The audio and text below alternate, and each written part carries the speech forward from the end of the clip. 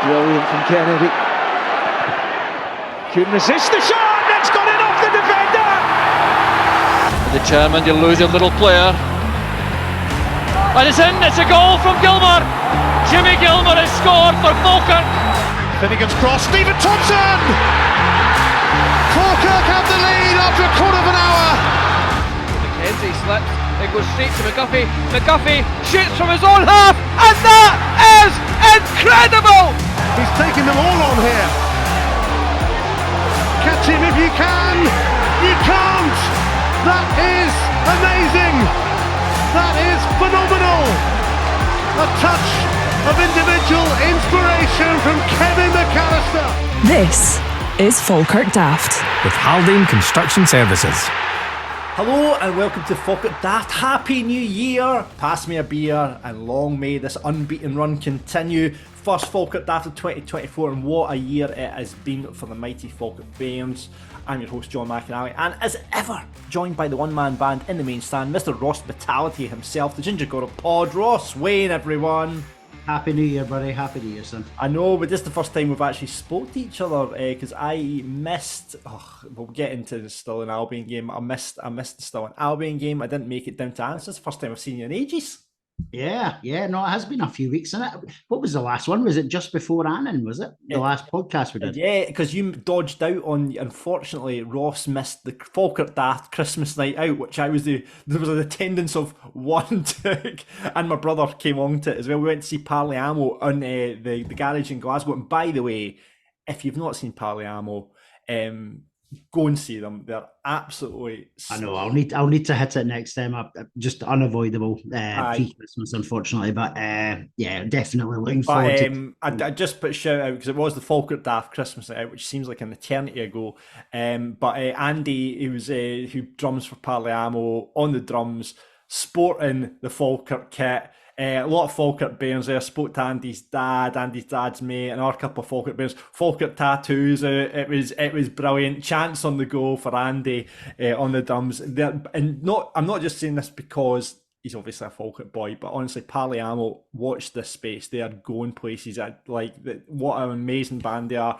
We need to get Andy actually on the show. 100%, that would be brilliant to get talk on. Talk about the band and everything, because they're really, really good. So check them out on Spotify or whatever your music provider is. They're on all sorts of things, but they've got some amazing tunes.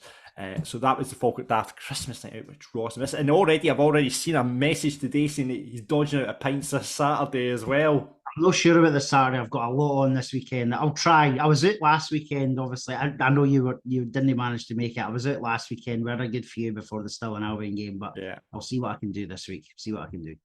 Yeah. So Christmas has been. It's gone. We're into the new year. Did you get any good Falkirk gifts from Santa, Ross? No, not personally. I didn't. I got a couple of. I did go down to the shop and buy a couple of gifts for family, but I was there. I don't know if I think I might have sent you the picture. Actually, it was I'm sure your daughters loved the Falkirk gifts. No, it wasn't even for them. Honestly, your wife. Here you go, Gillian. I'm well warned not to get the kids in from anymore. No, I think I showed you them actually. I got my mother-in-law and my mum. They've both got dogs, so I got them a dog bandana, which I know you're going to say. Yeah, this disappointed me greatly because obviously here at Falkirk Daft we have our own merch, and we actually have a range of Falkirk Daft dog bandanas. You can get them in our shop, shop.spreadshirt, or actually shop at Falkirk Daft. I can't even remember. Merch.falkirk. Falkirk Daft, I'm on the ball. Merch.falkirkdaft.co.uk. So Ross, rather than buying a Falkirk Daft bandana for the dogs, went and bought them from the club. Well, listen, you put money back in the club, but as we always say, all the money that raised through our merch goes back into the club anyway. It does indeed. That's very true. That'll be my next purchase then, John. Disappointing. That's all I'll say. To be fair, I should probably get one for my dog as well. I bought a Falkirk Daft baby grow for my pal's newborn. So. Oh, fantastic! Excellent. Yeah, oh, amazing. Have they had it on yet, or is it too wee? I've not had the picture, but I bought, like, you know what, you buy babies like things in advance because they get so much of it. It was like 6 months, so wait 6 months, Right, okay, and yeah. then we'll see her in it. But yes, if you got a good Falkirk gift over Christmas, let us know about it. And if maybe there's a few purchases on our merch show actually, so if you did get some Falkirk Daft related over Christmas, please send us a picture with it on. We'd love to see that. You got any New Year's resolutions, Ross? No, I don't think so, buddy. It's 2023 was obviously a bit of a tough year for me personally. Football aside, it's second half of the year's been It's fantastic been for a us. bizarre, I think the biggest New Year's resolution we all want as Falkirk supporters is to be out of this league. Yeah, I would do. I would be massively chuffed with that. I don't want to be selfish, but like a wee cup win in the Challenge Cup would be All nice. right, Challenge Cup win, out the league, and run to the Scottish semi-finals again. So Scottish yeah. Cup, Europa League. Yeah, it's not much to ask, is it? I know, exactly. Thanks to Jamie Douglas, our Texan Bairn, who's got in touch, says, Tam Lang, may your lums reek. Happy New Year when it comes to the Bairns, near and far. Here's the 24. May it be prosperous and championship winning. Laura Roberts says, hi, just wondering if you could give my dad a shout out on the next podcast. He's 91 and was way down at Annan. He's been supporting Falkirk since he was a wee boy and used to lift me over the turnstile at Brockville when I was about 7 years old. He follows Falkirk Daft on YouTube. This must be our oldest listener, so shout out to John Fraser, who watches us or listens to us. Hello, John! That's poor John. Sorry, that's... Wow. Sorry, John, sorry about that. And, do you know what, Ross? We've actually had a celebrity get in touch with us as well. Dennis Lewis has been back in touch with us. Oh, has he? Right, okay. Hi guys, ahead of the upcoming game against Cove Rangers, I would like to ask you to please pass on my best wishes and a happy new year to some of my fellow Hartley duds. So all the best to Tom Dallison, Ruben Samu, Tom Owen Evans, Dimitri Fruxilius, Scott Harrison, Dan Turner, Prince Bobbin, Dylan Mackin, Joe McKee, Reece Greenwood, Marcus Haber, Mark Russell, and of course the gaffer, Paul Hartley. What a squad that was. Let's hope we can organise a reunion in 2024 to remember all the good times and great laughs we had. A very special mention also to Mustafa Dumbuya, a special talent signed by the gaffer who could not break into the team and left the club with a total of 0 appearances. Given the squad, that is the hell of an achievement. Don't forget that I am shite at football, but brilliant at anagrams. Now listen to this one. Up you hell rat. Now if you get a bit of pen and paper out right now, ladies and gentlemen, put down up your hell rat, work out what that's an anagram of.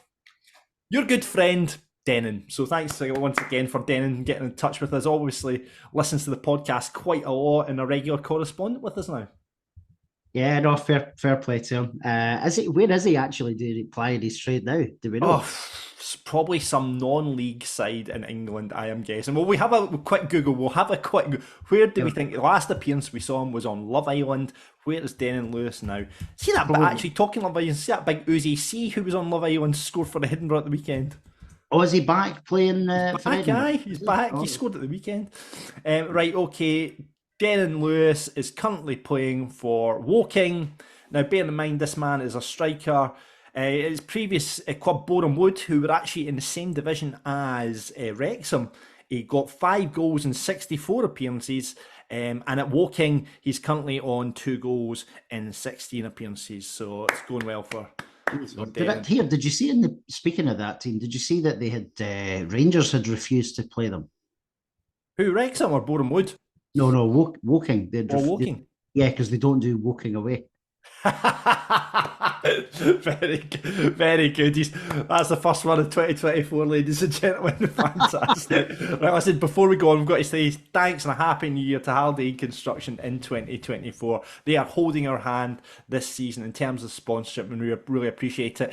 We had a brilliant giveaway over Christmas where Haldane and Peter gave us the brilliant Haldane Construction box. Had loads of Falkirk goodies, so we gave that away. So thanks very much to Peter and the team over the way. I hope all the guys had a great Christmas. But as ever, they're back this year doing what they do, offering construction and building projects throughout the Central Belt, which they have been doing, of course, for 2 decades now.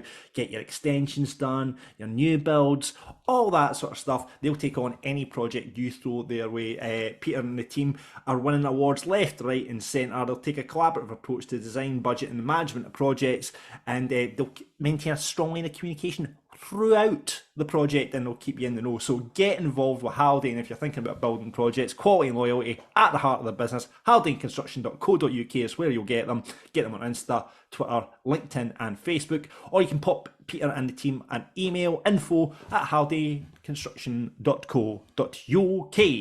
Right, let's get into some club news, Ross. Bonnie Rig Rose, we're both going to that. I'm looking forward to the away day. I've not ticked that one off. Have you? Yes, I was there. Not in the friendly this summer, but remember we played them in the League Cup. That's away, right. 2022, I think it was. Yeah, I went through that night. Small tidy wee ground. Still shocked that we only got 600 tickets, to be honest. I think the club. I saw that the club are asking for more, but I guess it'll depend on segregation and all that sort of stuff. Yeah. But yeah, it was good to get tickets. We're down early doors. Shout out to there must have been about 100 to 150 fans there from early doors last Thursday morning. Not the warmest of weather either. I know. By the way, hats off to Ross Wayne, who went and stood in the queue for us all to get a ticket. It's so well played, Ross. Yeah, mug. Yeah. You put out the message saying, "Is anyone want a ticket?" I was like, and then everyone piled on saying, "Aye, please, Ross, please, Ross." So that should be good. So it's completely sold out, and that's obviously the first step. I don't know how we're getting to Bonnyrigg. That's a separate topic. How the hell do you get to Bonnyrigg? That's a very good point. So I think there's a bus that runs from Waverley. Listen, we'll find out the details on that because I'm sure a lot of people are asking that very same question. All I know is that there's a Falkirk supporter that lives near Bonnyrigg by the name of Andrew White, who's a previous pundit on this podcast. So there's a party happening at Andrew White's team. I've heard he's having a party for all Falkirk supporters. So we'll give you more details on that as they come in. Other things happening. Falkirk FC put on our podcast. It's not like us to promote on our podcast, but it is the club. So episode 11 of the Falkirk Football Club podcast now available to stream. So if you're bored of listening to our nonsense, listen to that. Colin this week's joined by Michael White and Alan Brown of the Heritage Trust. They're basically, as we're approaching the 150th anniversary, they're on to discuss the club history and the new book, which I'm sure a lot of people got for Christmas as well. I really need to get a hold of a copy. I think I'm going to need to try and get the next. They're doing another run of it, but because I missed out on it. By the way, FYI, for my wife, who goes, "I never know what to get you for Christmas. Just go up to the Falkirk shop and anything from there. I'll be quite happy with you, know what I mean?" But anyway, so I didn't get any Falkirk gifts. But that is definitely a good gift to get if for a bear in life or for birthdays and all that sort of stuff. Since we last spoke as well, Ross, we've got a new signing, Ryan Shanley, who obviously Edinburgh have their troubles ongoing at the moment. You see a lot of players leaving there and getting picked up. I think Stirling Albion got one of them. I think Clyde have had one of them. I think that they're picking. There's a lot of players, Edinburgh players, obviously left the club just due to the financial problems that Edinburgh seem to be having at the moment. And we've managed to get Ryan Shanley on a 6-month contract with an option of an additional year. 20-year-old striker who started off his career at Hibs. He's made appearances obviously for Edinburgh, scoring 4 times this season for them. I mean, I don't know much about the boy. I've kind of asked around, and I was told that, listen, very good prospect, very good player, but maybe has a wee bit of that Hibs mentality, if you know what I mean. So I'm hoping, as in the Riordan. Well, mentality. I don't know what that means, but I just hope, like, obviously he's 22, he's a young boy coming into the club. Getting our crack at full-time football. So I'm really hoping it'll come through. And it's interesting because, it's not a department I thought we need strengthening with Jordan Allen sitting there on the bench. And obviously McKeever doing the business at the moment. And we have options to move different people there. But we don't know what's obviously going to come in January either, Jordan. I personally wouldn't be looking to shift too many on. I think that was quite vocal in this recently when we talked about it. I think why, unless we have to financially, I would just keep the squad as it is, really, because, and I'm not saying we don't freshen up. If we've got money to freshen up, but I don't know if you want too many on the outdoor Yeah. Because it's potentially would it upset the camp. I don't know, and we've obviously got such a good team spirit there just now. In terms of Shanley, like you've said, I don't know too much about him, but I tell you one thing: I trust John McGlynn after the last 2 or 3 windows that he's had. He's been brilliant in the transfer market. So if he thinks he's going to be good enough, and do you know what? It's 6 months. If it doesn't work out, it doesn't work out. No, exactly. I mean, maybe it is the striker that, we've talked about on this podcast before. McKeever's been the fit that we've been looking for at a striker to fit that McGlynn system. We probably didn't have that last season. But maybe we are missing that different option, because we all know Jordan Allen is more prone to probably working as a 2, and we've talked about this being that fox in the box type striker. Whether maybe Shanley is that kind of player that Burrow was, a different option that can get in behind, run in behind and look for balls in. So yeah, maybe that's just part of the master plan. It just gives us another option in terms of that. It does ask the question of, what does this mean for Jordan Allen? I'm hoping, obviously it's naturally potentially going to give him even more competition to get off the bench, because you wouldn't drop McKeever just now. No. I really, really hope it doesn't mean he's going anywhere. I do like Jordan. I think he's useful. I think I'd rather have him inside the tent pissing out than outside the tent pissing in. Yeah. So for that reason, I think I'd rather keep a hold of him. So yeah, and fingers crossed it doesn't mean he's going anywhere. But you're right, it does put him in a bit of a position, because it's another player that's going to be vying to get on currently to replace McKeever. You know what? It's January time, so I think it's about time we launch Benny T's watch again. Have you heard anything speculation in terms of transfers, Ross? Not yet. No, it's been really, really quiet, hasn't it? The thing is, I don't know where we could strengthen. I honestly don't see any area pitch, because you look at the guys we've got sitting on the bench who are all very good players, but just obviously the way we're playing, the way the first 11's playing at the moment, they're finding it very hard to get in. You look at obviously Alfie Agyeman, Sean Mackey, players like that just can't get into. Steve McGinn sitting on the bench. All these brilliant players are sitting on the bench. So, like you said, you don't want to upset that apple cart by throwing other faces into it, and more competition. I honestly can't see where we can strengthen. Yeah, no, I'm the same. I really don't know if we'll see much movement, to be honest, John. I think John McGlynn's a guy who likes to get his business done as soon as he can, and he's obviously snapped up Ryan Shanley. Maybe that'll be the only incoming. I'm not going to say there's no one leaving, but maybe that will be the only incoming. And if it is, I don't think we've got much to complain about, because we're pretty settled. We've got a strong starting 11. We've got a strong bench.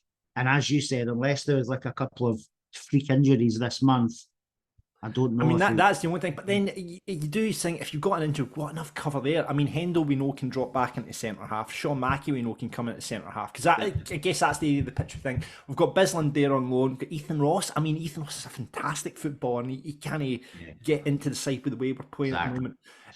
So yeah, I don't think they're going to see much in the way of transfer, but we will be on Benny T's watch for the rest of the month, just to see who turns up for their fish supper. Right, okay, let's briefly touch before we get into the Stirling game and a couple other bits and bobs. On Annan away, you didn't make it down to that one, Ross. It was a 3-0 win, but let's just marvel over the 2 centre-half goals, by the way. Jesus, Cole Donaldson at it again with 25 yards, stroking it into the bottom corner. And Mr. Lang, take a bow, son. Unbelievable. Unbelievable. Brilliant finishes, weren't they? And McKeever's wasn't a bad finish either, to be fair. But yeah, Donaldson's firstly, like that strike, he's got it in him, because we've seen it, haven't we? Aye. So we know he's got a strike on him. It was just a phenomenal hit. And fair play to the big Bairns crowd. Did I see the club had said there was something like 703 or something, which made up a crowd of 900 odd. So outnumber the home crowd once again, not just by a small margin either. So, but they were absolutely loving life down at Annan, and I can imagine they were, because it was probably about 4 hours in the Annan Social Club prior. I saw even Big Tam Lang strolling into the Annan Social Club as well, just to say hello to the fans. It was amazing. Do you know, I heard his dad and his brother were at the game as well. So they'd travelled Yeah, up from England, I think. right. And by all accounts, his dad and his brother are of the same mould as Mr. Lang. I think it could be a family of models, apparently. Well, remember So, Alan? We had Alan was sat next to his dad yeah, at the Queen of the South game. that's So it. It's a good shout. so Yeah. all right. So his brother and dad are big handsome bastards as well. Then is what you're saying. Yeah, exactly. Well, comes from good stock this time. But what a goal! What an absolute goal! And I'm sure we'll be talking about goals. We put out actually in the conclusion of 2023, put out on our social media. What was your goal, game, and player of 2023? And do you know what? I'm unsurprised that it's all been quite unanimous on that. So I'm going to ask you the question first, Ross. Goal, game, and player of 2023. Goal.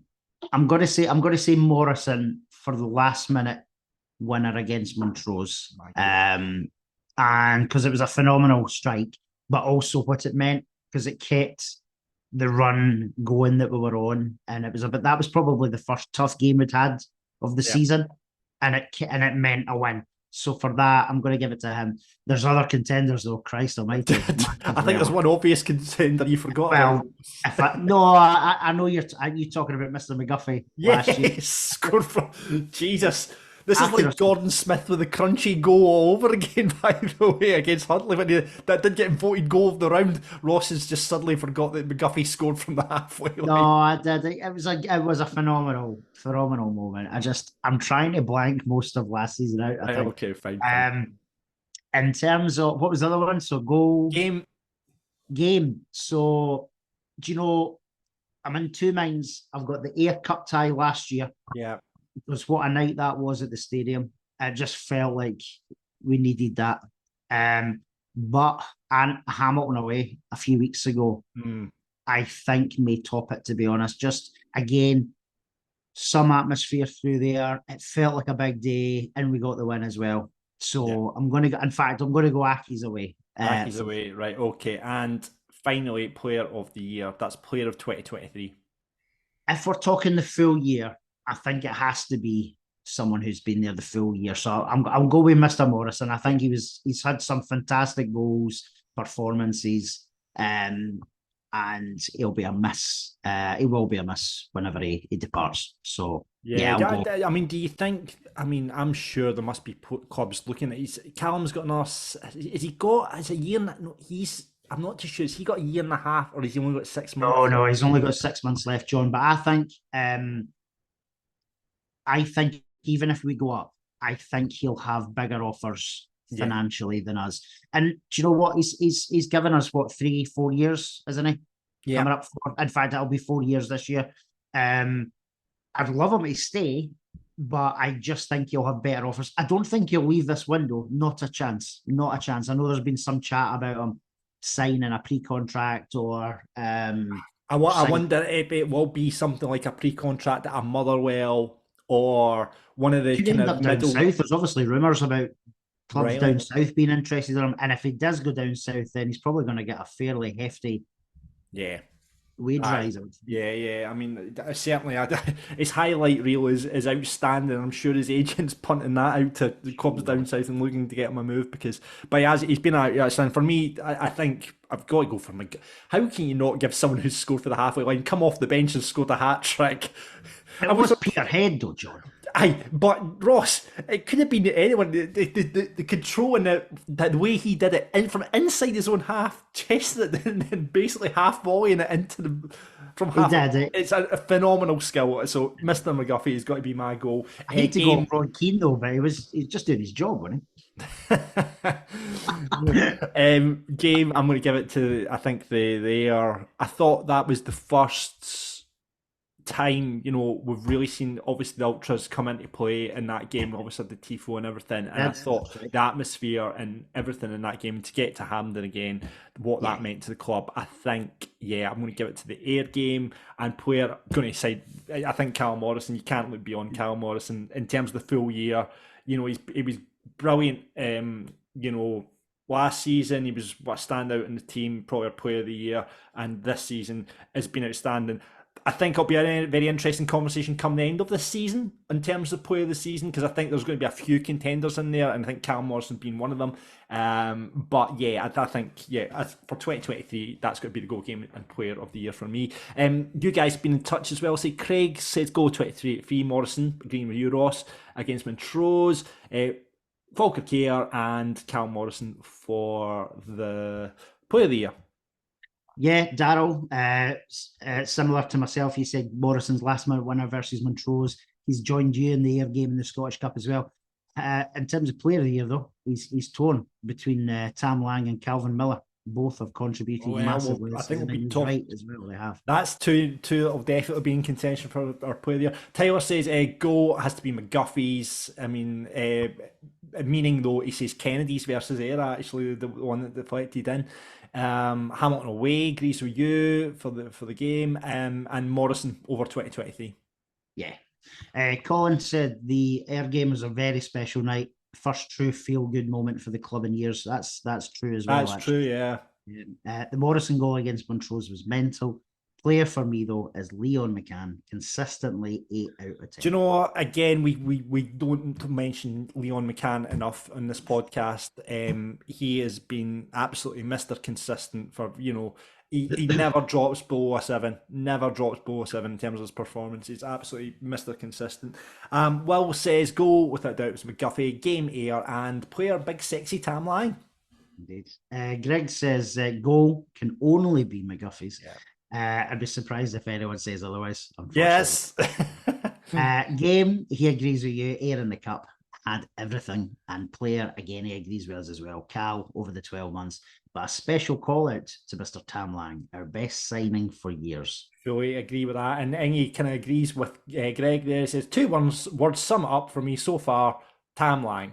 So she's went Tom Lang though, but we asked the question, and he just went Tom Lang. That Tom Lang can be the answer to everything, in my opinion. Anyway, right, listen, so let's chat about Stirling Albion, and we like to do that every week on Falkirk Daft in the company of a guest pundit. And this week's guest pundit is the one and only Grant Thomson. How are you doing, guys? Hi, Grant. Happy New Year, buddy. Happy New Year. There you go. Grant, listen, thank you so much. Not only guest pundit, but also the winner of our Haldane construction box before Christmas. There we go, everyone. So you got a visit from Peter and the big box from Haldane just before Christmas there. Did you re-gift any of it, or did you keep it for yourself? I don't think I really got a chance to re-gift any of it, because the wee one was right into the box as soon as it got delivered. So she was stealing the beanie hats and the tablet that was in the box. So, no, it was nice. So thank you very much. And it was lovely to meet Peter as well. Yeah, he's top lad. Top lad. Did we give you a quote for a swimming pool, Grant? Funnily enough, no, but maybe next year. Yeah.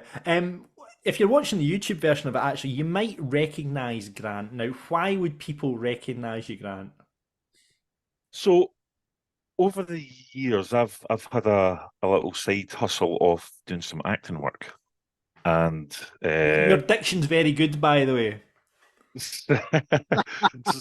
some of my side work includes being in Still Game. So I was in 2 episodes of Still Game, and Ross twigged when I met him the other day there that yeah, Grant, you've been in Still Game, fancy doing this? So yeah, here I am, and I've done a few bits and bobs. I'm a big guy. I'm 6'8", and I'm a big guy. So there's not a lot of 6'8" actors around. So if there's these wee niche roles come up, I tend to stand a good chance of getting them. So over the years, I've done a few bits and bobs on screen, and on stage. Grant, see, when I chatted to you last Saturday, I was very conscious I was 5'8", never mind 6'8". So I believe I'll hold my hand up. I'm not the big Still Game aficionado that Ross is. You were in a scene with Isa, is that right? So I played the same character in 2 episodes. The first episode I did was the Hug Me special, which was actually repeated on BBC Scotland. Oh, that's on every. Have you got a repeat fee on that, Grant? Hopefully we'll soon find out. It's on all the time. And so it's just a small part I played in it. It's basically I'm the fat bastard that breaks the lift, basically, in the Hug Me special. And the other The other episode I was in was Hot Seat, where they're kind of battling Tam and Co to try and get the best park bench during the heat wave. So I played the same character on that as well. So I know. And honestly, mate, I'm proper fangirling here. And I believe the catchphrase I've not seen it is keep 'em coming when Isaac keeps giving you sweeties. yeah, in the lift, she offers me some sweeties, and the phrase is "keep on coming." So yeah, No, I was just the way you say you have to do the line. You have to. Brilliant, but that's not. I'm going to have to get you to do that again when we ask about Falkirk results for the rest of the season. But right, but let's talk about the game and talk about first of all your Falkirk history, Gran. Why did you start supporting the club? So I did a bit of research last night when I found out I was coming on this. So my first game was on the 10th of October, 1987. My dad took me to see Falkirk v Hearts, and Hearts cuffed us 5-1. And after the game, I said to my dad, "Can we come back next week?" So my dad said, "Yep, you've got the makings of a Falkirk fan there, son." But that was 1987, and that was round about the time where, I don't know if you guys remember it, but there was a TV programme on in 1988 called Playing for Real. I do, the Subbuteo one. The Subbuteo one, and Brockville featured quite heavily in that. Yeah. So between my dad starting to take me to these games and seeing this programme with Brockville and Falkirk, it just captured my imagination and my kind of... my liking for supporting Falkirk, so that's how I got into Falkirk. Yeah, well, you've slightly, you have a jump on a lot of people here, but who was your favourite player? And we always say, put the caveat out with the Holy Trinity. Someone actually asked me about the Holy Trinity the other day. They're actually saying, who is the actual Holy Trinity? So explain it as well. Kevin McAllister, Russell Latapy and Simon Stainrod are the modern day Holy Trinity. I know there's a lot of older Bairns. We've already heard from John, our 91-year-old, who listens to the podcast, who probably has a different Holy Trinity. But for I guess the modern day Holy Trinity for the likes of us is Latapy, Stainrod and McAllister. Out with those players though, Grant, do you have a favourite? So when I first joined the Junior Bairns, when it first got booted up back in the 80s, the application form said, "Who's your favourite Falkirk player?" And at the time I remember saying Crawford Batty. So I think I'm going to stick with that. Crawford was a bit of a hero when I was growing up, and that's a player that I kind of idolised. So yeah, I think Crawford Batty's stories, Grant, at the Fortress Brockville night were brilliant as well, weren't they, John? They really were. Absolutely. I would say the was Tam Lang before there was Tam Lang, was Crawford Batty, the big silver fox that he is, Absolutely. Men wanted to be him. Women wanted to be with him. Women wanted to be with him. Yeah. No, he was a good looking guy. Still is at the age of 65. By the way, we're speaking about the Fortress Brockville night, saying he just actually retired from playing five-a-sides not not long ago. So unbelievable. Still looks fit as a fiddle as well. Still looks like he'd do a job in the park these days. But if you ever look at him, you ever look at like Sammy McGivern. Sammy McGivern, I think, still kind of looks like Sammy McGivern back in the day. He does, doesn't he? Yeah. Absolutely. Yeah, absolutely. Listen, let's talk about football then. Obviously, Falkirk 5, Stirling Albion 0 at the weekend. First of all, got to say a big shout out to everyone that got down to the ground with snow shovels prior to the game. On Saturday, you saw even pictures of John McGlynn out with one. Ross, you were too busy in the pub. I felt exceptionally bad when I saw the club tweet. However, I had just got a pint in at the Wheat Sheaf, and the guilt didn't last too long because I was optimistic that our brothers and sisters would get the game on for us. Exactly. Did you know us behind the bar at the Wheat Sheaf if they had a spare shovel and were off down to the stadium? No, I was too busy talking to Richard Goff's son. Oh, you've revealed that now, by the way, because that was I said it. So there you go. The American that serves behind the bar at the Wheat Sheaf, as given away by Ross, there is Richard Goff's son. There you go. That was meant to be a Falkirk Daft mystery, and he's just blown it. So how did Richard Goff's son end up in Falkirk? We have no idea. It's a brilliant question. No, we don't It's have a any brilliant question. But there we go. Fantastic, Bar. So, thanks to all the volunteers. You saw with John McGuinn out with the so managed to get the game on because it was just mental. I unfortunately missed the game because I had to go into work and do the Rangers Celtic game at work, so I missed it. But I was like, honestly, I was like, oh, driving through because I had ideas of like doing. There was another producer coming in, and I had visions of me. Right, he'll come in, I'll get away the football, but the snow just put the end to all that because the conditions in Glasgow were mental. I drove through at 10:30. I thought, oh, it's a nice bit of snow at Cumbernauld. And I got to like, Rob Royce and Bishop Briggs, and it was just like big fat white snow. M8 just knackered. So I missed the game, unfortunately. Gutted, absolutely gutted. But chats off to all the Bairns who got out and cleared the pitch, and what a game it was! My God, like unbelievable. You know, no changes. The only change we had was Yeats back in for Bisland, which I think's fair enough. I mean, Bisland played well at Annan in all accounts, but I think Finn Yeats has earned his right to stroll back in, hasn't he, Ross? I would say so. He must be one of the first names on the team sheet every week, Finn. We talked about Leon McCann there just earlier, John, and he's an 8 out of 10 player. Well, Finn's an 8 out of 10 player every week as well. I don't genuinely. He may have the odd moment in a game, but proper Mr. Reliable, and he's such a young lad as well. He's brilliant for his age. Yeah. I mean, it was relentless. We keep using the word relentless in this podcast this season. It was relentless from like the kickoff when Morrison hits that shot after good work from McCann. Keeper makes a good save, goes out for a corner, and then from the corner we're off to the races. Simple corner from Miller, big Hendo up there, boom. Just got the jumping Stirling Albion defender, and it's 1-0 straight off the bat, Grant.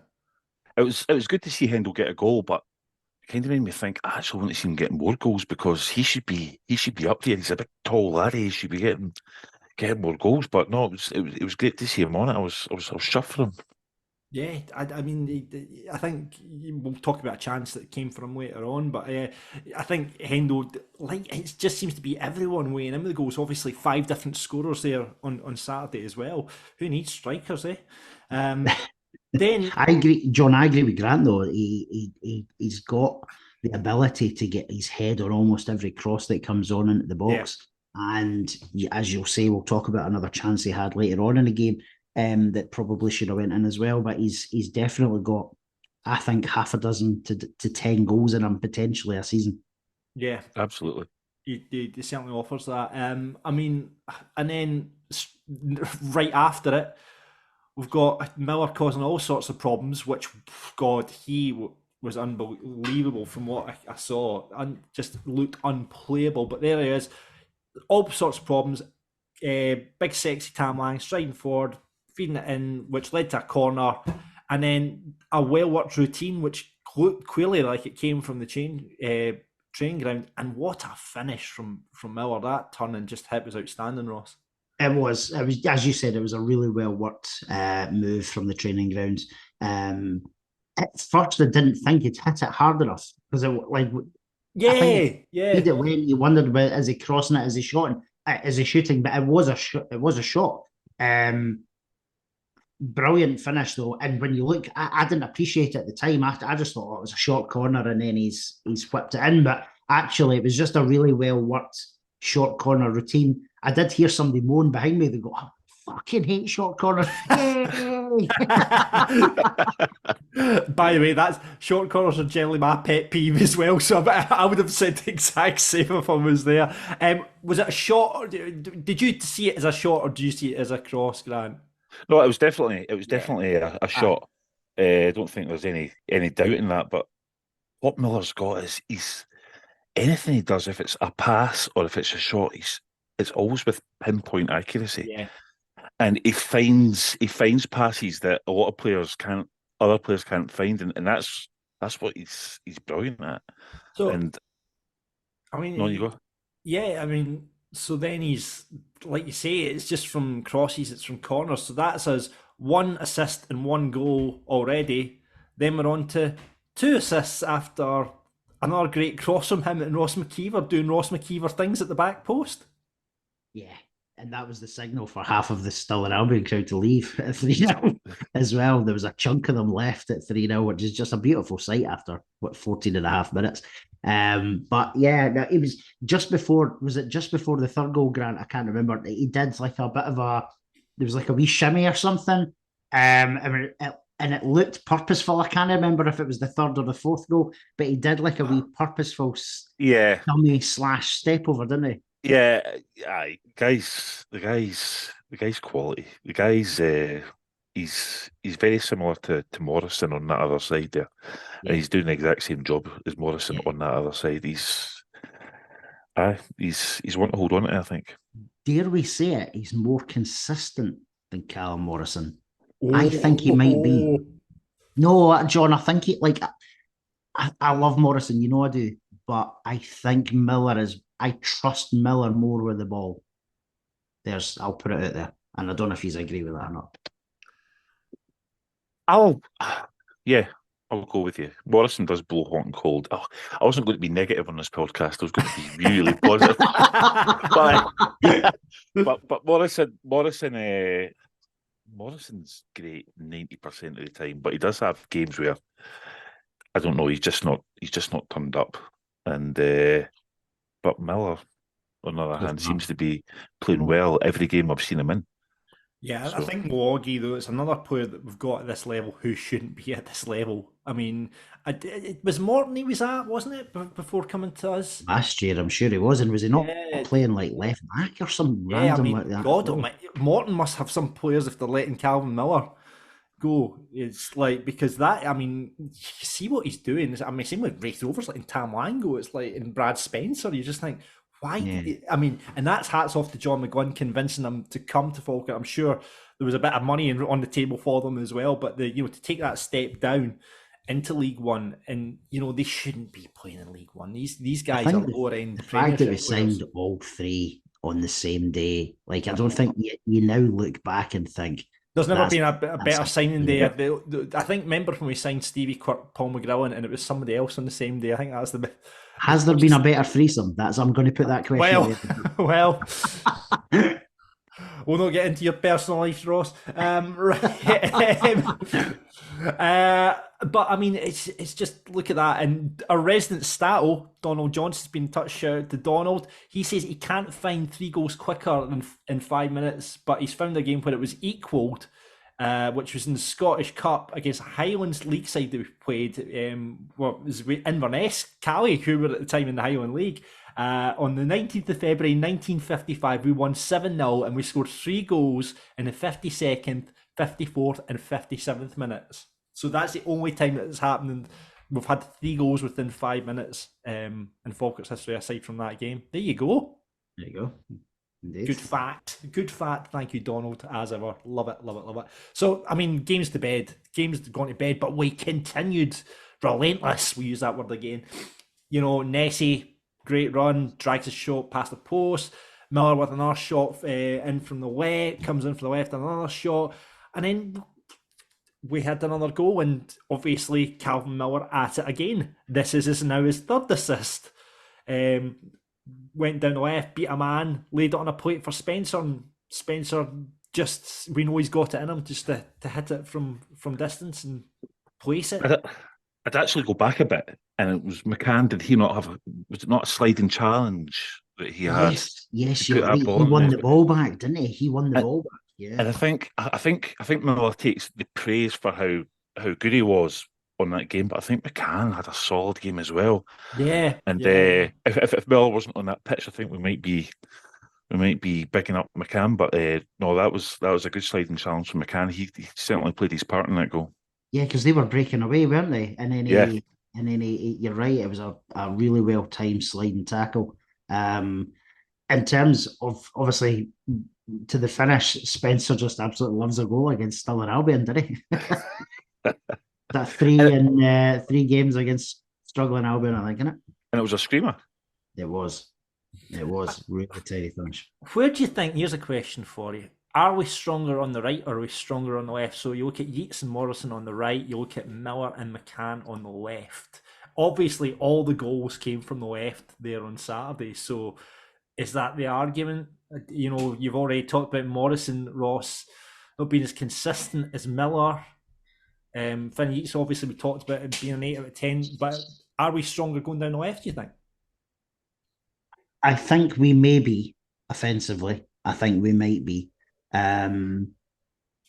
It's a tough one because Morrison tends to get marked far tighter than Miller does, because he's earned a badge of being a dangerous player, and it's not Miller hasn't, because Miller is a dangerous player. But I think Morrison is probably the person that most teams go, right, we need to double up on this guy. So he probably is impacted a bit more by that. But then that creates space for others, doesn't it? Yeah. Aye. What about you, Gant? What are you thinking? I'm kind of going with Ross in this one. I think it's too hard to call. And yeah, Morrison as Ross said, he's earned that badge, so he is getting marked out of the game constantly. So no, I wouldn't like to. I wouldn't like to call that. I think it's a hard one. Yeah, fair enough. Fair enough. Sit on that bench. Yeah, I think we have to. We talked about the Hendo chance that he was raging again. We talked about McCann there, Grant. Great ball in for Hendo at the edge of the box. First shot's blocked. Absolutely, then gets the rebound and it misses it from the rebound. I was raging with himself though. You could just tell him banging the ground, just an absolute rage. but that's great. It shows a bit of passion. Yeah, and it shows that he wants to score. So yeah, obviously he missed, but still brilliant. Still brilliant. Yeah. Played well. And then we've got a bit I mentioned before we kind of round up this, you know, in the first half to Miles Hogarth, Nicky Hogarth. There's a Miles for having a child 25 years ago. Yeah, thanks for Miles for having the child. But yeah, Nicky obviously pulled off a couple of really good saves from Hilson.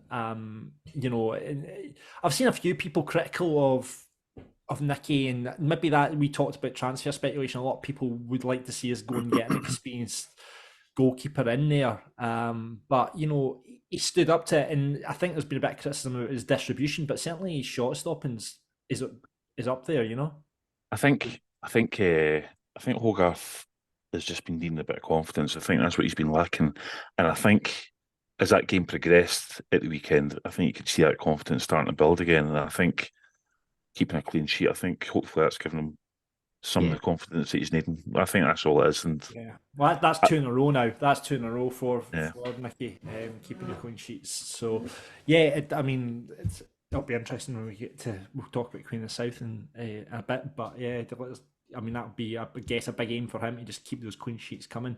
And he's obviously very well assisted by the 2 players he's got in front of him. So second half, the game's to bed, isn't it? You know, so it allows smartly John McGlynn to rotate the squad a bit. You know, Gary Oliver, we know we can rely on him and what he can offer. Stephen McGinn is a perfect game to get 45 minutes under his belt when you're 4-0 up, isn't it? Yeah, I needed it as well. So Steve McGinn's obviously just been coming on, but getting 10, 15 minutes the last few weeks as well, hasn't he? So getting a full half, and he didn't look out of place in the second half at no point did I think, oh, he's struggling here with fitness or otherwise. I don't remember, as Grant correct me, I don't remember when he was struggling before, players were just sort of running past him with ease. That wasn't really happening on Saturday in the second half. But yeah, it was great to see him back in, and he was spraying the ball about really well. Completely different player to Spencer and Hendo, obviously. But I think it was two good subs to bring on. I actually thought he might have made 3, but then he was obviously being a bit more cautious with potential injuries and stuff in the second half as well. Yeah, who'd be the third player you would have brought off and brought on, Ross? What, in terms of the first half? Yeah. It's a tough one because the front 3 were not doing anything wrong. They really, really weren't. Morrison probably had the quietest of the game of the front 3. And he did look pissed off when he got subbed, but then he looks pissed off when he gets subbed anyway. Yeah. Even if it's like with 30 seconds to go. But I think there may have been an argument for maybe Agyeman coming on and reshuffling the front, the sort of three. But listen, it worked again because we scored very, very early into the second half again, didn't we? Yeah, I mean, and then that's another different scorer this time, which was great. And I'm sure, like, I don't know, I saw the SPFL putting up what was the best goal of the game. For me, this was probably the best goal of the game. Next, he's strolling forward too. Again, we talk, he looked like he had a really good game as well. Great ball into Gary Oliver, who on the turn just turns and hits it from 18 yards into the top bin. Great goal, really good, well worked goal. Best goal of the match for you, Grant, or do you think one of the other ones are better? I think the second, the whole Miller Spencer corner and Miller coming around into the box and taking the shot. I think that was goal from me, but I'm not taking it away from Oliver. It was a cracking goal. It was. Boss, what was your favourite goal? I think aesthetically pleasing for the full move is definitely Miller's goal from the corner. I actually didn't think I don't know why I did watch Oliver's goal because I saw him strike it. I had visions of it not being as high, but when I saw a video from someone behind the goals, there's a fan in the Kev McAllister stand who always takes videos after the game during the game, and I saw the finish from his angle, and it was an absolute peach of a curling shot into the top corner. So yeah, phenomenal strike. But I think I'll side with Grant. I think for the move, I would give it to Miller. Yeah. Yeah, cool. I mean, and then I think the second half just petered out, as tends to do when you've went like scored 4 in the first half. It just petered out. Changes obviously made. Give some players a run out. Alfie obviously came on. You've got to feel sorry. Alfie Agyeman hasn't done much wrong this season. I mean, you just don't know what you're great at with Alfie, but you know, he's an impact player, and you just hope to see him come off the bench a bit more, like you were saying, Ross, and getting more of a run out to make that impact. But as we've said, Miller and Morrison, you can't displace either one of those at the moment. Absolutely not. So yeah, job done. Up the road, 3 points, 5 goals. Can he complain with a clean sheet as well? Brilliant. Ross, I don't know about you, but this has been really selfish and greedy. We won 5-0, but did you just not want more? I did want more. Yeah, I remember saying, I'm trying to think who was sitting beside me. It may have been Gary. I remember saying to him, like, listen, 5-0's lovely, but like 7 or 8's a dicking, innit? And it probably is selfish wanting more, but that's where we're at though. We've got it in us to absolutely melt someone this year. And I mean like proper, like get close to 9-10 goals. There's going to be a game where it's going to happen. It's certainly helped with the goal difference as well. I mean, 33 plus in terms of goal difference now, which is phenomenal. Obviously, Hamilton going to Edinburgh and getting 5 goals as well. I mean, in fairness, Edinburgh, they managed to get 2 back on them. But, it just gives you that, scoring goals like that and those opportunities. You think, well, if we got a few more, it's going to help with the goal difference. Who knows if that will be a factor come the end of the season. But yeah, 5 points, 5 points clear, game in hand, unbeaten. It's just great. it's just great. there's some punditry for you. It's just a weird feeling this year. Like I'm waiting for something to fuck up. No, I don't want it to. But I think every Falkirk supporter is in that position. We're just waiting for something to fuck up because we know we're Falkirk supporters. We do. And by the way, up he's still in Albion. That Grangemouth chat can get in the bin. They're saying we're off the gauge. Other teams have tried that chat and came to the stadium, got battered as well. So up the road, wees. See you later. Bye. They did though, didn't they? Because Edinburgh tried that patter in November as well, didn't they? Although controversial moment, gents, and hopefully not too many away fans are going to listen to this podcast. But see, because of the works that they're doing down at the stadium, where how they're putting the new road layout in and what have you, they've moved the Grangemouth sign, and it's now right at the Westfield roundabout. So if you've got some pedantic wanker going, it's in Grangemouth, it actually currently is, because they've moved the bloody Grangemouth sign. Because there's nowhere else for the Grangemouth sign. Yeah, I always thought the cut-off to Grangemouth was the train track, the bridge. I thought it was as well. And the signage before the work started, I'm sure it was just before you know how it starts to go up the hill towards like Evans Halshaw and stuff. I'm sure the sign used to be there, but they've actually brought the sign down right at the Westfield roundabout now. I don't like this. Is this Grangemouth's incursion into Falkirk? Is this some sort of invasion of Grangemouth coming into Falkirk, moving the borders? They're probably going to start claiming the Kelpies in a second as well. That's true. That's true. They'll be at it. I know what those lot from Grangemouth are like. Right, okay. Let's find out then what Mr. McGlynn had to say after the match. Hi John, obviously a lot of work going in to clear the pitch today, but I think that performance more than made up for it. Yeah, a big thank you to all the volunteers that came along this morning and helped us out. You know, I arrived here myself at 11:20. The pitch was covered, and you pick up the snow shovel and you just get on it because it is hard work. The club eventually put out a little bit of an SOS to come and give us a hand, and so we thank everyone that came along and helped out. Without that, the game wouldn't go ahead, and we wouldn't be standing here talking about such a great performance for the team. The boys were fantastic today. 5 different goal scorers, such an entertaining performance. You know, the football we played, Calvin Miller just absolutely unstoppable right now. He's unplayable. 5 different goal scorers, starting with Liam Henderson, a great header. It's a great corner kick played in by Calvin, and then one of the corner kicks would work. There's a couple of variations to it, and Calvin picks the right one by coming inside, and he just takes the ball away in the far corner. So we're 2 goals up, third goal, great ball in for Calvin Miller, and Big Ross getting in the back area, great header, exactly what we're looking for him to do. So 3-0 up, 15 minutes, absolutely flying. Couldn't be better. And then I think there's quite a bit of passing involved in the 4th goal. I think I've not seen it all back, and it's really set up for Bad Spencer to come on and get a great strike in just from about the 18-yard box. And so 4-0 half time, absolutely delighted. It gave us a wee chance to pat 1 or 2 guys in the back, 1 or 2, nothing serious injuries, just a little bit knocks here and there. No point taking any sort of chances, just a bit precautionary, nothing to worry about with Brad and with Hendo. So we keep them nice and fresh for the games coming up.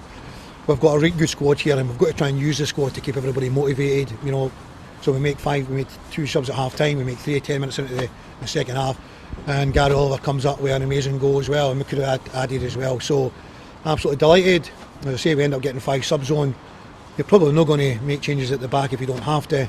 We made changes to the front 4 and the 2 guys in central midfield. So great to be able to do that, give other guys game time, keep everybody like involved, feeling like part of the whole thing, because we're going to need the whole squad.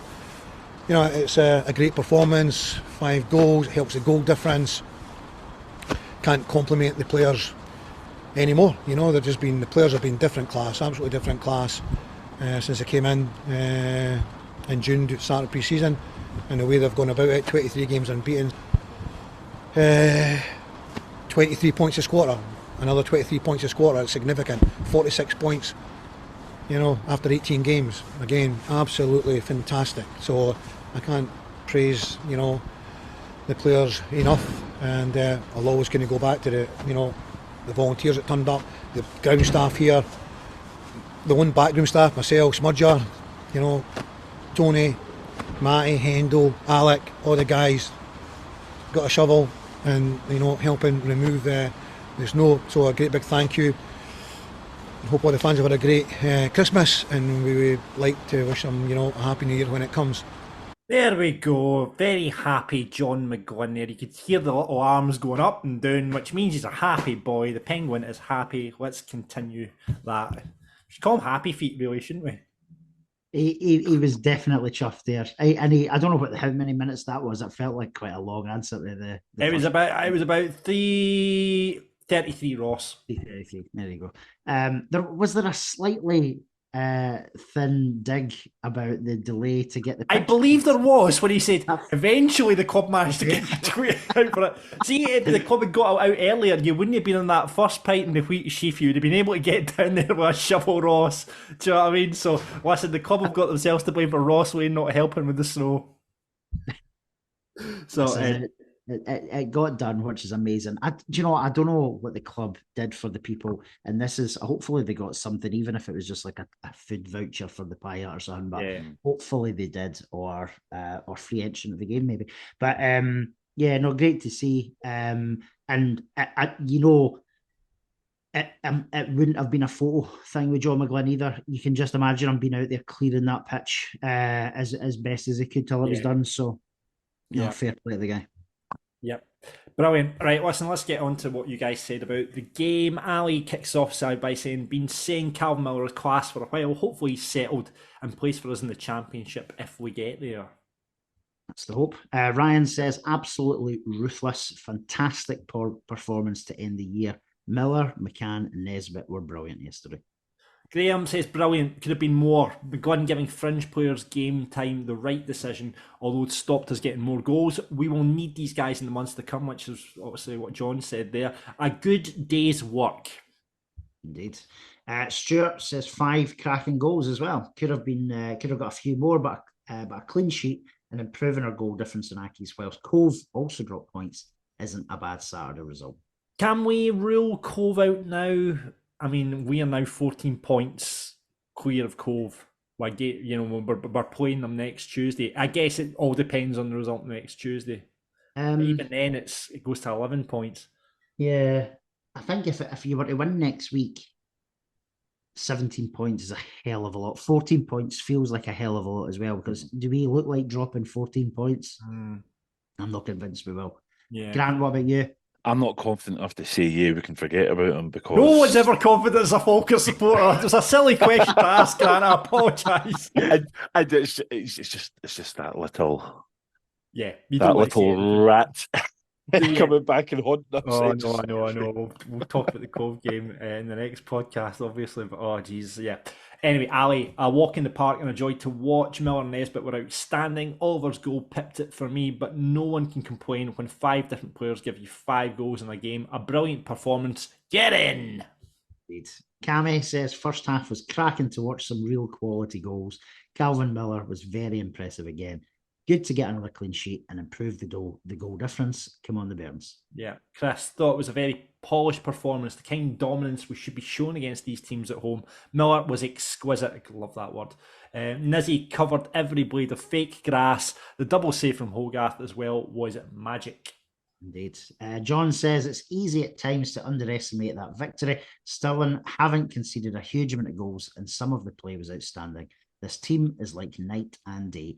Miller makes the game look so easy. Definitely better level than League One, just as you said, John, earlier on. Hopefully he will be next season. Grant says, Calvin Miller, unplayable, just destroyed them first half. Good performances all round. Hogarth made a couple of decent saves when needed. Happy that we gave some game time to the fringe players when we had the chance. Indeed. And to finish us off, we had Pamela said 5 goals, 5 different scorers, clean sheet, out fucking standing again in quite horrible conditions. The navy blue. Happy New Year, everybody. There you go. It's quite nice. It's quite nice to hear all these positive comments from our fans this season, isn't it? Isn't it? It's nice and fluffy. There's not much you can be negative. The thing is, there's not much you can be negative about, which is very surprising for Falkirk. Do we sometimes miss hearing that Ryan Williamson's a lazy cunt, though?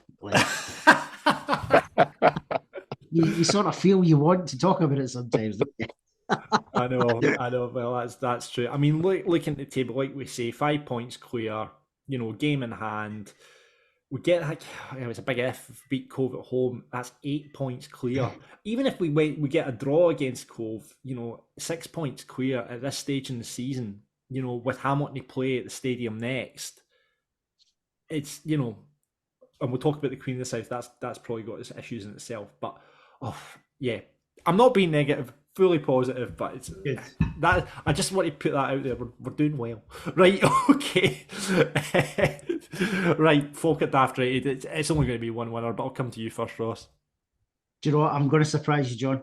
Oh no, it should just be one. No. Listen, you can't. Please don't tell me you're surprising me. All right. Who are you giving it to? No, I think you'll like who I'm going to give it to. Right. I got a message for during the week. A guy called Robert Tucker for Carnshore, big Falkirk fan for the 70s, took his grandkids, unfortunately passed away last Saturday night, but he saw his team win 5-0 last Saturday, as happy as Larry, and a big shout out to him. So Falkirk Daft Raid is going to be Robert Tucker. Yeah, do you know what? I don't think we'll beat that. I mean, Calvin Miller was the obvious one. On the Robert, pitch, obvious choice, I think. yeah, Robert Tucker is the Falkirk. Oh God, I'm not even asked this question. Who's the Falkirk Dafty? Is there a Falkirk Dafty? The club for eventually getting the tweet out. Yes, According to John McGuinn. So, see, before I say who I think the Falkirk Dafty is, and it's a struggle. Yeah, Ross, did Finn Yeats have a sort of a square goal with one of the advertising bollards or something? I didn't quite see what happened. Yes, so I was going to give it to him based on that. He did, didn't he? Did he run into the advertising thing and knocked his knee or something like that? But it felt self-inflicted at the time. And he needed medical attention or something. That's right. That's about as best I could. Right, Falkirk Dafty, give it to Finn since he ran into an advertising board. You can't, like the Chuckle Brothers, like, honestly. Brilliant. Okay, we'll give it to Finn then. Right, brilliant. So the fact is, we are the only professional side in the UK unbeaten now, I believe. And there's apparently only 5 teams across the professional leagues in Europe, thank you, Joe Hind, for doing the research on this, that are unbeaten. We are one of the 5 professional teams across Europe that are unbeaten. So, did she tell you who the other 4 are? I think the ones, I don't know who the other four is, but let's keep it going. Let's be the last man standing in Europe. That would be amazing. Absolutely amazing. And you know what? People will say to me, "Oh, you're in League One. No, that's what you should be doing." Still, it doesn't matter what league. You look at Man City, you look at Liverpool. You know, teams like that to get to this point unbeaten is a phenomenal achievement. And let's not forget that. Even though we're in League One, you know, it's an amazing achievement. So let's keep it going. Last man standing in the UK. Let's see if we can be the last man standing in Europe. Let's go. Let's go. There we go. Listen, Grant, thank you so much for coming and joining us in Falkirk Daft. Right, I'm going to ask you a question though. Okay. What do you say for results for the rest of the season? Keep them coming. Brilliant. Listen, Grant, thanks. It's been absolutely brilliant to have you on. If you want to be a guest pundit, we'd love to have you on as well. Drop us a DM on Twitter or Facebook, or pop us an email, pundit@falkirkdaft.co.uk. This is Falkirk Daft with Haldane Construction Services. And the unbeaten train hopefully continues against Queen of the South this Saturday at the stadium.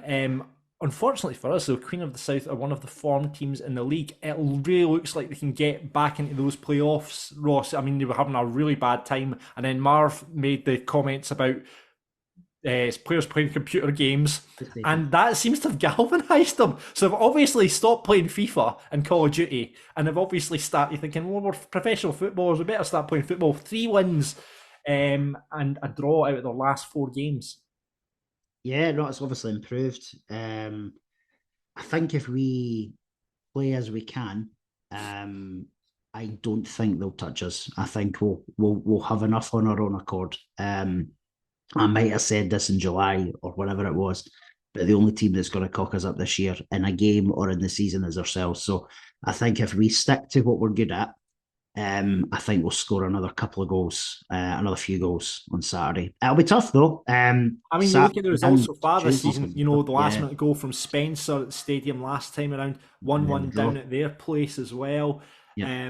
They have probably, out of all the teams, one of the teams that are giving us the problems. Actually, you look at the ones that are just below it, Queen of the South, Montrose, Cove Rangers, and Hamilton. They're all the teams that we've actually dropped points against. When you look down the table, the Queen of the South one's weird though, because it feels like when we've spoken to Queen of the South fans on social media or otherwise, they've all said that the games against Falkirk, up until this recent run, the games against Falkirk were like completely against the grain, because it looks like they'd stepped it up a level. They were up for it, whereas that I don't think appeared the same in all their other games. Yeah, obviously they've now done something about it, so it will probably be a tougher game than we're talking about. But we've got it in us, John, to put another few goals past any team in this league.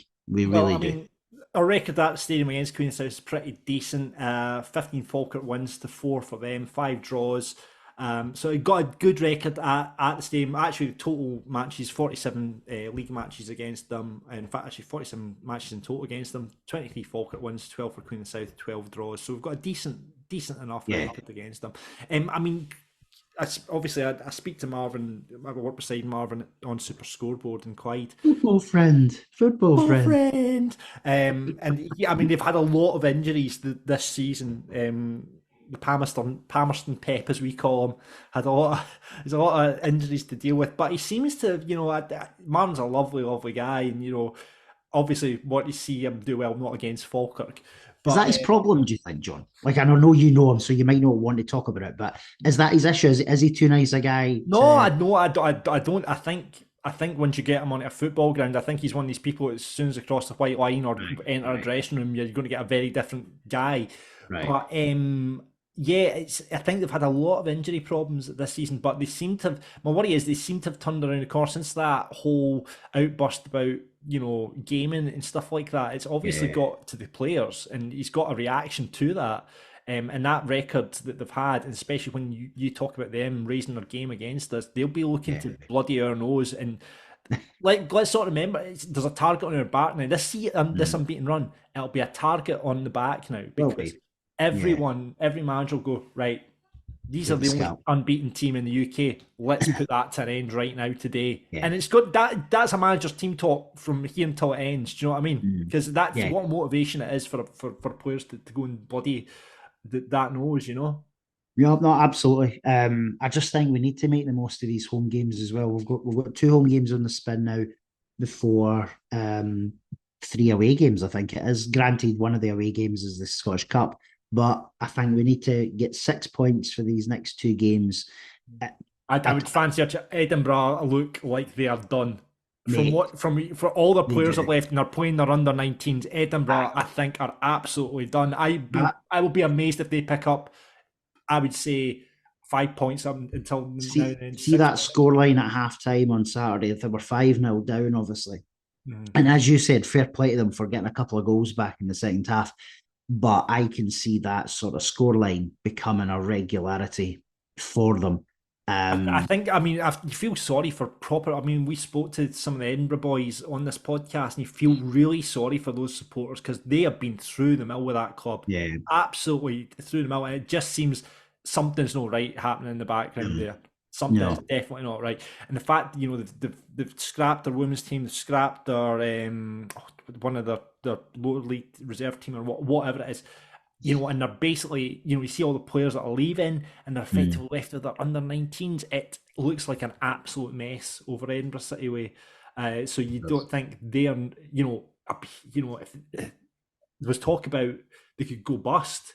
Now, I don't know the rulings, but someone said to me, I don't know if this is right, and it doesn't sound right to me, that if the club was liquidated, any results that stood against them, you would lose. That's right. It is right. I think that the bonus though, they've taken points off Hamilton. Yeah, but they've just signed a lad on loan from Hibs yesterday. So the fact that they're signing players on loan hopefully suggests that, because the league won't want them to go bust either, right? Yeah. So I imagine if there's any money from sponsorship that can be paid to them sooner rather than later, then the SPFL might do that. Well, to kind of keep them going. I remember, did they not do that with Gretna a number of years ago as well? When they were in the Premier League, I think they got monies owed to them that they were going to get at the season's end a bit earlier. So hopefully it doesn't come to that, because you're right. It would be a horrible situation for all these points to get taken off teams. Obviously, we've took 6 points off them. Accies have took.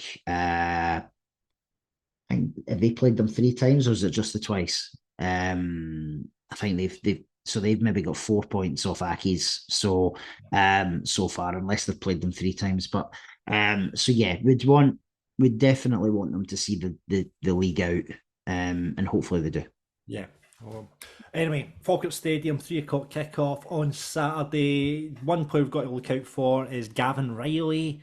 10 goals this season, decent record. He seems to have upped his game. Obviously, they lost his name's just escaped my head. Who went up to Queens? Who's signed for Queens Park? Scored all the goals last season. Yeah, I know who you're talking about. I can't think of his name either, but I can't think of his name either. That's but totally escaped me there. But Rory? Yeah, they've done well to revive themselves from that, haven't they? Yeah, exactly. So Gavin Riley seems to be doing the business for them. So I saw McGuffey scored not so much a worldie from far out, but he beat about 5 players before slotting a goal home last Saturday. So his confidence will be, and he'll certainly be looking to score against us as well. Yeah, he went off injured earlier in the season, didn't he? When he did against us, actually. He went off injured. So Guff will be looking to come back and do the business. I'm sure it won't be in our as much as he's got a goal in him, though, John. I think we need. He's always got a worldie in him. That's the problem. Is Guff's always got a worldie in him. That's it. He's got a goal in him, but he's not a great.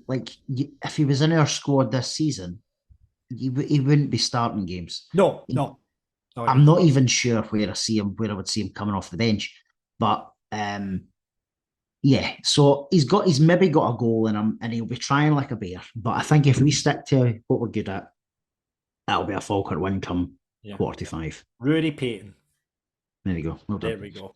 Got there in the end. Everyone was sitting shouting at the YouTube and shouting at the podcast. It's Rudy Payton! Yeah, it is Rudy Payton. Right, so fingers crossed. Predictions? I'm going to be bold. I'm going to say 3-1 Falkirk. There we go. 3-1. What are you? Do you know what? I'll take a wee 2-0. A wee 2-0. Keep that clean. Any win will do, as we keep saying. Any win will do. You should write a song like that. That's terrible, by the way. Right, okay. So 2-0 for me, 3-1 for Ross. Fingers crossed one of those results comes in on Saturday. This is Falkirk Daft with Haldane Construction Services. And that is it, ladies and gentlemen, for Falkirk Daft this week. Thank you very much for listening. I hope you had a great New Year and a great Christmas. Great to be back, Ross. Indeed, loved it. Love it, as always, mate. As always. Let's hope this year we finally get out of this damn league. That would be great as champions. And maybe, like you say, a wee cup win and a wee Scottish Cup run would be decent as well. So that's it. And we've got a history of winning the Challenge Cup in seasons where we win the league. So fingers crossed. That's very true. So let's see if we can do it this season. And thank you very much for listening or watching us here. Get us on Apple, Spotify, YouTube, wherever you get your podcasts. Follow us on Twitter, Facebook, and the gram at Falkirk Daft. And you can buy merch, like I said before, if you're looking for, spend that Christmas money that's burning a hole in your pocket. Get that at merch.falkirkdaft.co.uk. You could have a Falkirk Daft dog bandana, unlike Ross's relatives, which is very disappointing. Get in touch with us anytime you want. John at falkirkdaft.co.uk, Ross at falkirkdaft.co.uk, or DM us on the socials. And thanks once again for Peter and all the troops over at Haldane Construction. Get them at haldaneconstruction.co.uk. Right, that's it. Big Grant did his catchphrase earlier on, Ross, so we'll just leave it to your catchphrase now. Absolutely. Expect the unexpected, everyone. Season Saturday.